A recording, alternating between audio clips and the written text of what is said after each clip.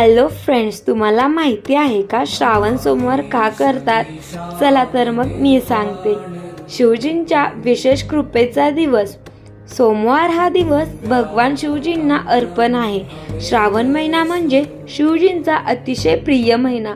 त्यामुळे श्रावण महिन्यातील प्रत्येक सोमवारी शिवपूजेसाठी अधिक शुभ आणि फलदायी मानले जाते. तसेच इच्छापूर्तीचे व्रत.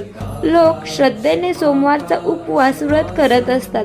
स्त्रिया आणि मुली चांगला पती मिळावा, वैवाहिक जीवनात सुख मिळावे यासाठी हे व्रत करतात.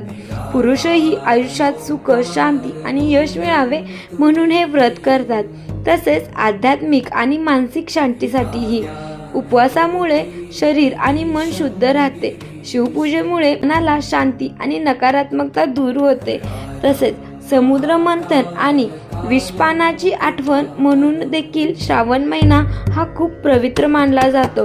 श्रावण महिन्यात शिवजींनी काळकूट विष पिऊन जग वाचवले म्हणून त्यांचे आभार मानण्याचा हा काळ मानला जातो.